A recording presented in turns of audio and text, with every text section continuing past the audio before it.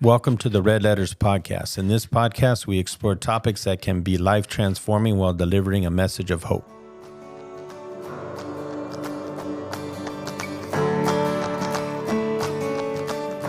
I have a friend who's really struggling right now with this, Christmas and all this good stuff. And they're really struggling to find how to be happy. Their family doesn't live in San Diego. They just got a divorce. She's a single mom, and she's really struggling to figure out how to find happiness at this time. What would you recommend? What do you guys think? What could we tell her? Does she go to church? I think she does sometimes. Sometimes? Mm-hmm. Because I think that if she has relationships that she's developed in church, I think the biggest thing is to even link up with one of those relationships. And if she doesn't, then, find somewhere, something to do with that time. Not to, the worst thing for her to do is to isolate herself. Right. And how people always say, but I don't have the time. I don't have the time. I'm a single mom. I'm this, I'm that. I work all the time. I don't know. I do know that she attends church every now and again, but I don't know how often. Mm-hmm. I don't know. I just think this would be a time to have her listen in and this is what you do. Well, not only that too. I mean, is she a good friend of yours? Not that good. Not good enough to invite her over. I'm kidding. No, even if we invite her over, she's not one of those that's going to show up. So it's me going more to her home. And how old's her child? Her child's only 7. 7? I mean, there's so many things to do, but on Christmas Day, honestly, this is where you have to make a choice. Mm-hmm. You're either going to choose to sit and wallow, is that the right, did I say wallow in your emotions and let that affect your child from enjoying or have the best Christmas that they can have. Mm-hmm. And I think somehow you have to come to a place where you're able to put aside your emotions and know that, this is my daughter, son, whatever. And, no matter what the circumstances or whatever I went through, I'm not going to let that affect my child enjoying Christmas and having joy in it, Right. And I think that she'll find her joy in bringing joy into her child. Mm-hmm. Right. Because I think with our kids, when they were all, younger and smaller, I found joy in watching them do little things, mm-hmm. and unwrapping a little gift or just the smile they put on their face or them playing with each other, and just joking around and doing little things. That's how I find my joy. Right. I let my children really fulfill me, mm-hmm. So because I've gone through, like I said, I especially now that I'm older, all my kids are grown up. So I have to now, where do I redirect now? Because I don't have my kids around now to bring me. Well, it helps having Atlas now, our grandson. Exactly. My grandson. So now I put my energy and everything into him to where, I find joy in that. And one of the things that I noticed that changed probably more towards this year with you is because now he's 5, so he could actually enjoy it more than he did maybe the first few years. Because he's responding and asking more, engaging more. Yeah, so if they're young babies and they're not quite enjoying it, it's a little hard to, you get excited for them, but when you see that, oh, look what I got. Mm-hmm. You know what I mean? And then he'll open up a present and like, that's beautiful. No. His little reactions are amazing. But I think when they articulate what they're feeling, I think it just takes it to another level, and you get that anticipation to see, hey, this is going to be super exciting for them during this Christmas because they're going to enjoy it a lot more. Yeah. But what about, Tony, if we're talking to people who don't have children, and it's either a single mom or dad, they don't have children, or their children are grown, mm-hmm. but it's a individual who's never been married, or, they're just out here, or they're wherever they're at, and they don't have that social aspect where I'm just going to go join this at the church. I'm just going to go here. It's those people that are, I don't like to say loners, but they are alone. Mm-hmm. And it takes a lot of encouragement. Just get on, let's do something. How do you get this person to find joy in this time? I think because Thanksgiving just passed, and that's a season where we really kind of need to count our blessings. I think that as much as it's possible, let that carry on through your Christmas as well. Because, instead of looking at what you don't have, look at what you do have. Exactly. And I think that's a good place to start. And if you feel like, that you're anticipating a lonely Christmas or something like that, I brought it up, I think, in a couple episodes, but it's a quote. I don't even remember where I heard it, but it says, you deserve what you tolerate. So to me, if you're not willing to step out of the box or even put your toe outside the box and try to anticipate some kind of change so that you don't have the same old, where maybe it's a tough season because of, not having the surroundings that you see on TV or your friends or some of your family have, think about what you can do. Because if you don't see something exciting happening, why don't you try to create something? Why don't you? I love that. Yeah, and I think that's a big deal, because if you could turn around and create, maybe not even excitement for you, but for somebody else, it can feed that what do you call it? The giving person within you to want to wow, that was amazing. Do something different.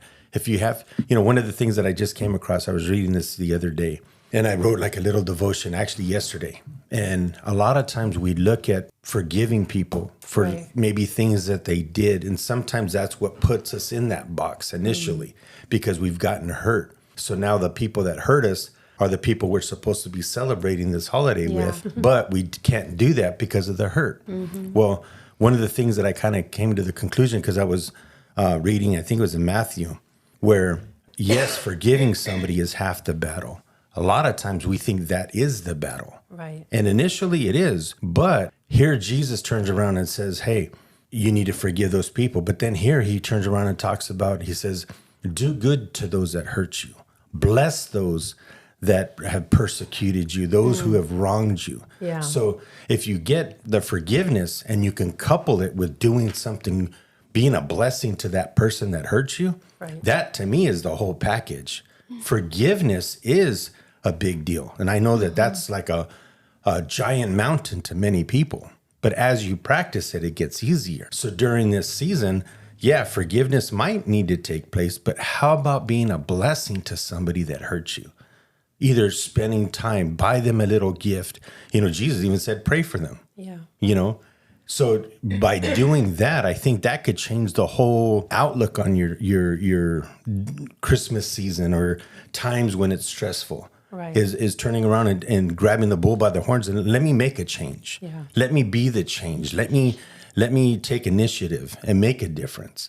And I just think that that's something important and something that you can look at. So, you get to the forgiveness, but then what could you do on top of that? Right. To go above and beyond and show, this person, you hurt me. I forgive you. We're done with that. I appreciate you, but now let me bless you. Oh, goodness. Let me go above and beyond. That's even it's funny because in the verse it says, by you doing that, you're qualifying or displaying that you're a son or a daughter of God. Right. And that's like, what? That's taking it to a whole nother level. Sometimes we stop at the forgiveness. Yeah. But Jesus says, go the extra mile. If they slap one side of your cheek, give them the other side. We don't like to hear that, but that could change your whole Christmas season. Or just those times, like I said, when you're overwhelmed and with maybe relationships, because maybe that's more what I'm kind of addressing. Yeah. Just something to think about. But would you say that person that's trying to go above and beyond just forgiveness, they also have to be healed? Because I personally don't see an individual going up to somebody else and giving them a gift and feeling that rejection once more if you're not healed yourself. Yeah, well, I think it could be part of the healing, but we're never going to know until we do it. Yeah. And I in other words, if somebody wronged me and I forgave them, and now I'm coming back to try to find a way to bless them. Right.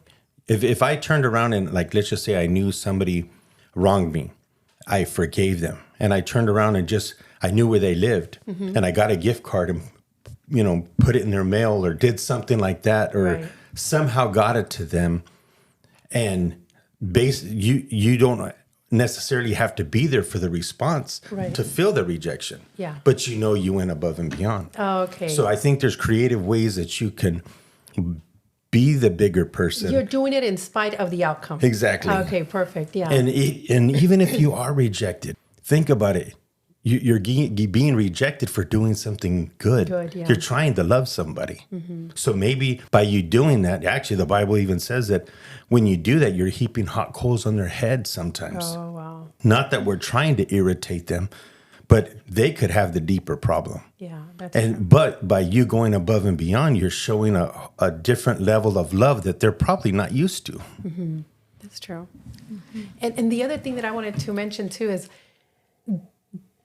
don't stress yourself out trying to get somebody out of that place. Exactly. Because this is a time where we're all supposed to be enjoying, just not just this time, just in general. These are the times that we're supposed to just be enjoying life. But if you've tried with an individual, maybe you're not going to be the one to get them out of that that place. I would say if you do belong to a church, reach out to somebody else that goes to church with you. It's like, look, I've tried calling my friend. I've tried doing this. Maybe you want to try, because for whatever reason, you're not getting to this individual. But if you're seeing someone that just is not responding to your texts, to your calls, in that moment, like you've done what I feel, I've done what I've had to do. Now I'm just, there's nothing else I can do. That's how I feel, especially when we're talking about individuals that don't have children, that just don't want to do anything else. And no matter what you offer, they basically, no, I don't have the time. No, I don't like to do that. No, I don't like people. So then what do? So to me, it's like, don't burn yourself out trying to get this person out of there. Maybe they're just not ready.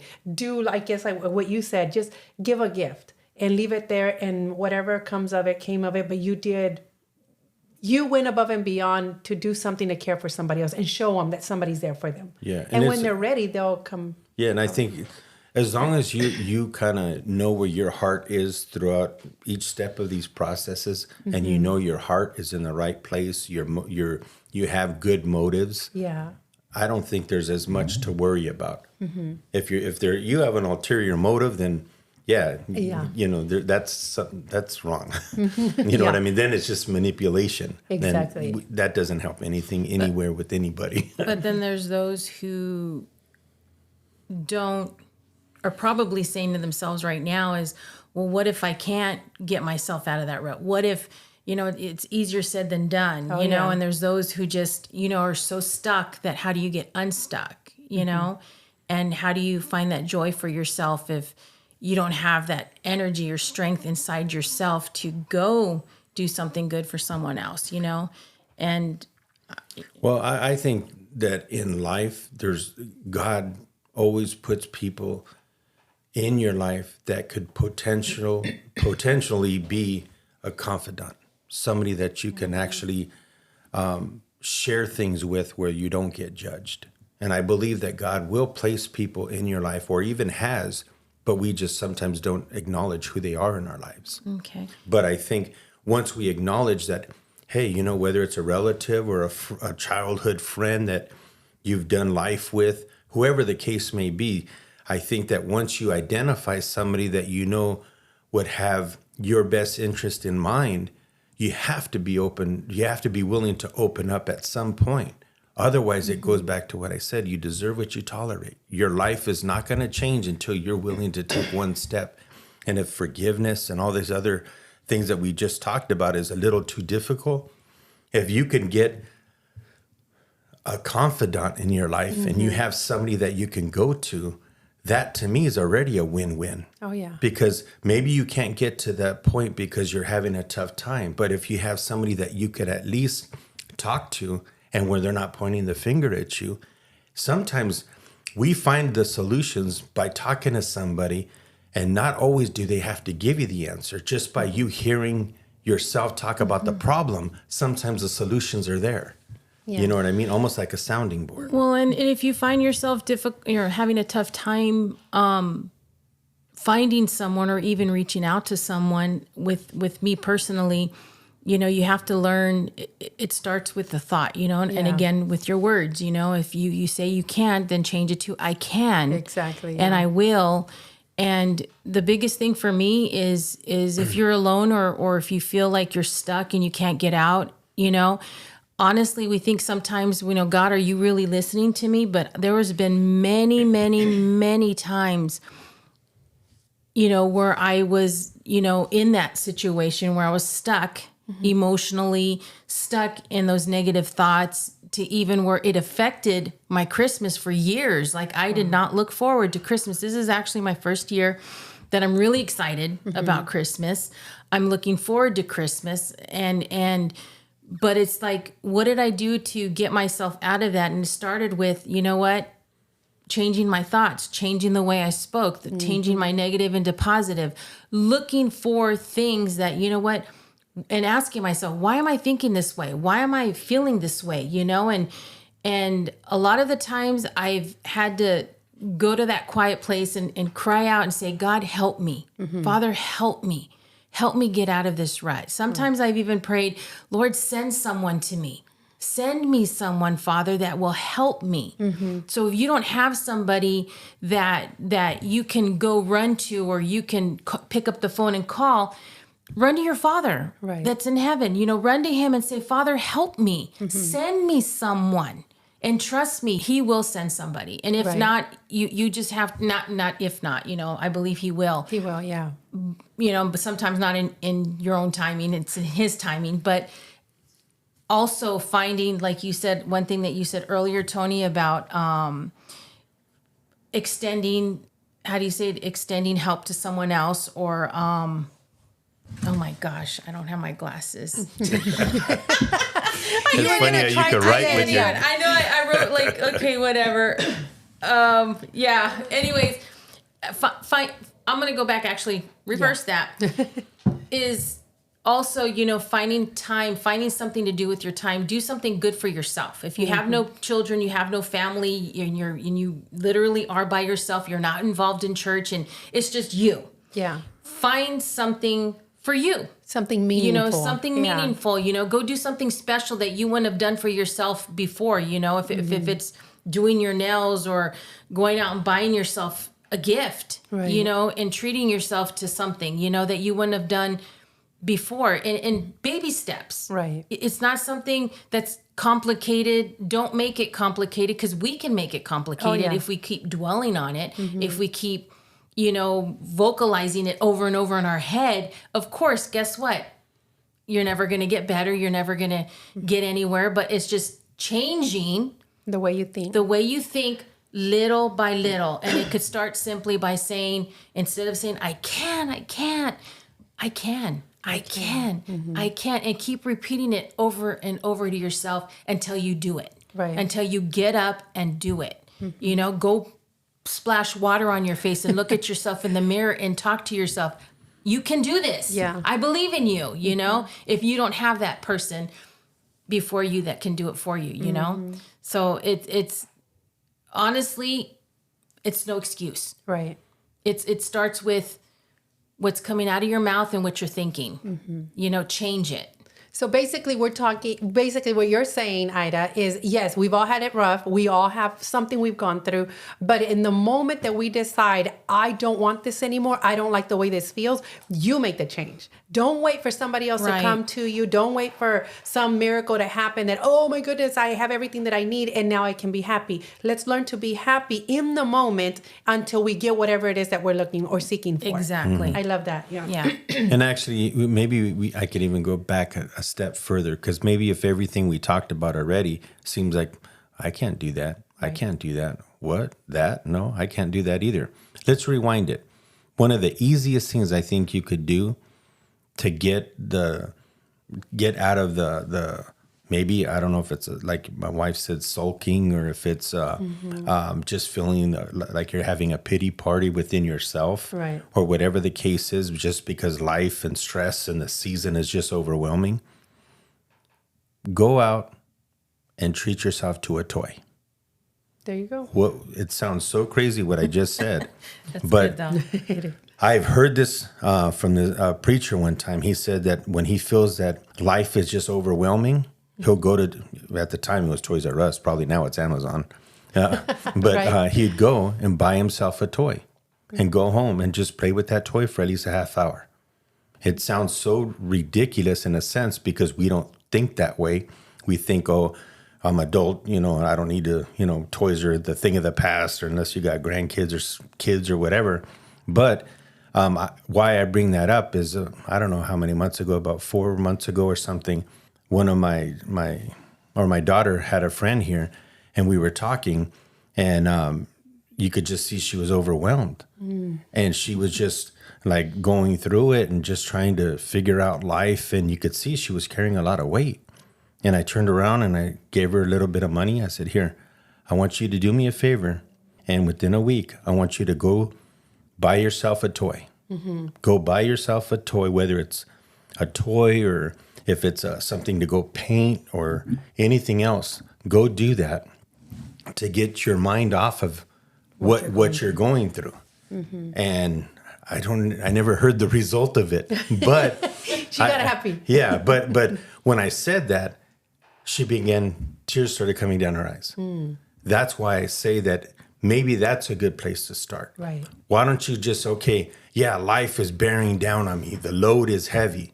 You know what? Let me retreat for an hour and let me just be a kid again. Right. And not have the responsibility for an hour. Let me put all that stuff on the shelf. Let me just go pick out a toy, even if it's a toy that you've always wanted that never got. A lot of us have, I know I have toys that I wanted when I was younger, but I never got them. You know what I mean? What if you go get that and go play with that? Yeah. It sounds a little ridiculous, but I think it could actually do something on the inside because it just changes your focus temporarily. So you could say, hey, life isn't that bad. Yeah, that's true. Just something to think about. I ended up getting me an Easy Bake Oven about 7 years ago, and I'm not that young. But because I always wanted an Easy Bake Oven, and I love to bake. And I ended up using it and realizing who the heck has time to bake stuff that little. And I ended up giving it, maybe it was 10 years ago, I ended up giving it to my niece. I was like, I don't know who uses this stuff, but I got it out of my system. So Tony, I totally get where you're coming from. Wow. And sometimes we just need to go and do that just because, just be a child again or have that childlike mentality. Like everything's going to be okay. Because I think children kind of think that way. Like they don't really worry about the big stressors of life. So it's going back and doing that. But you mentioned something else, Tony. You said what it says in the Bible. And I love the fact that you quoted the quote that you said that I can't remember right now, but Jesus came to be a servant to serve others. You never hear that Jesus was out there seeking something, that Jesus felt alone, that Jesus was looking for someone to fulfill something within him. It was always him being a servant. So, and I love that because for me, if you can't find happiness in anything that you're doing or you can't find joy, why not go out and do something for someone else? Why not go out and volunteer at a soup kitchen? They call them food banks.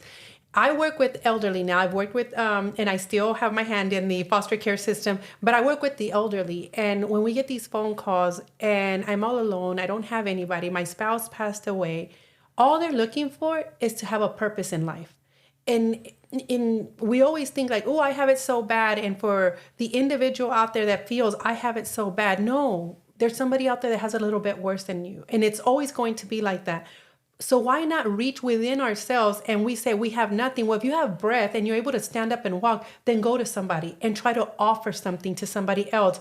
Because I think once we get out of this, and it's going to sound horrible, this selfish mentality of I, then we're able to see that there's need out there and we don't feel so much as I'm abandoned, I'm alone, I have no one. And you find the joy in doing something for someone else.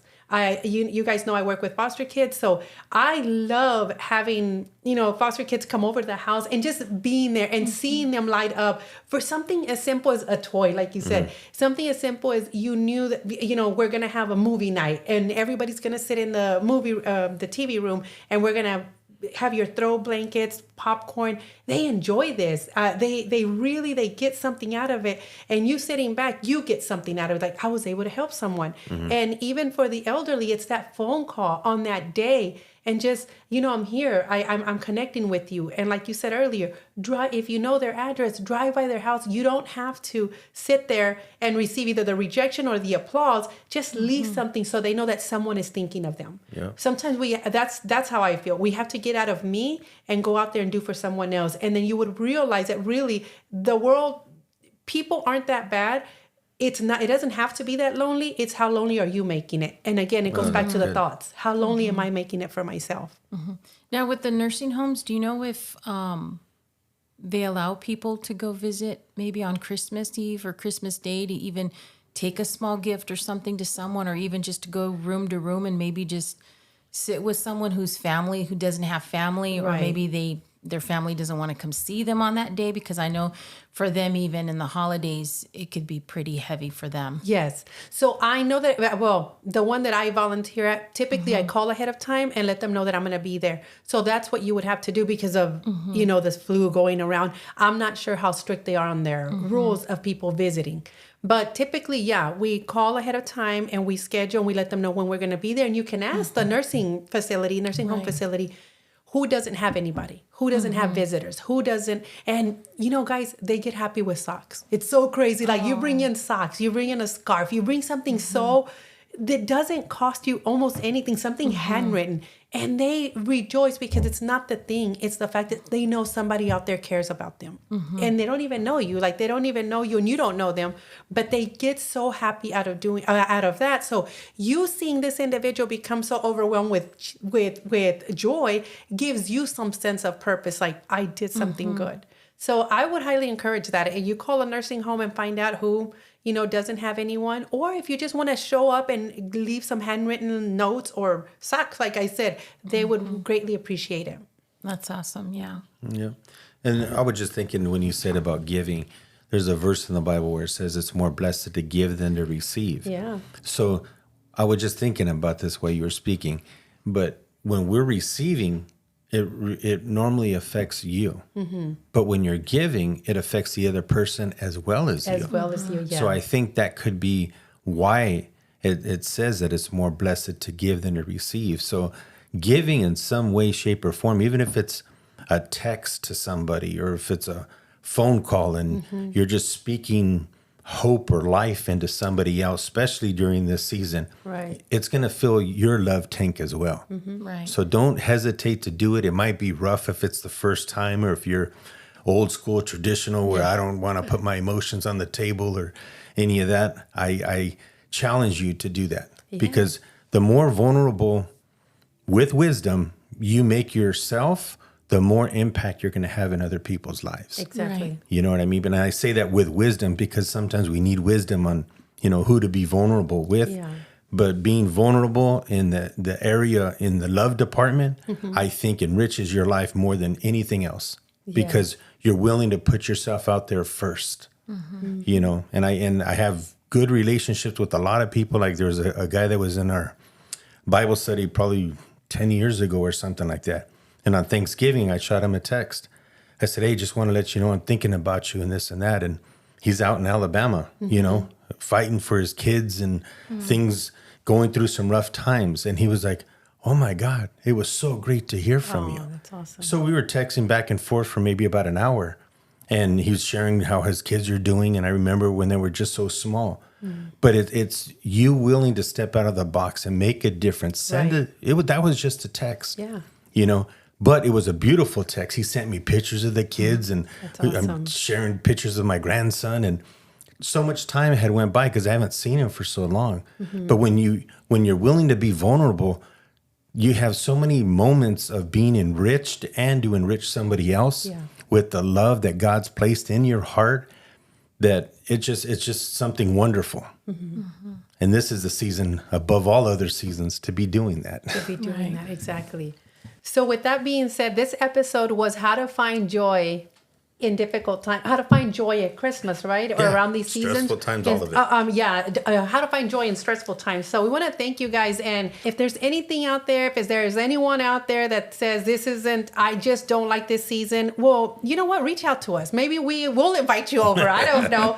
But at the end of the day, if you change your thoughts and the way that you think, if you separate yourself from I, and look to see that there is other need out in the world, your life would be, your tank, you said, Tony, would be fulfilled. So once again, thank you so much for listening and tuning into this episode of How to Find Joy in Stressful Times. And we wish you guys a Merry Christmas. And also don't hesitate to reach out to us. We're on social media on Facebook and Instagram. It's Red Letters with an S. Some people can't find us because they don't add the S. So it's Red Letters Podcast on Instagram, Facebook, and then we also have an email if that's easier. and it's info@redletterspodcast. Have a great day.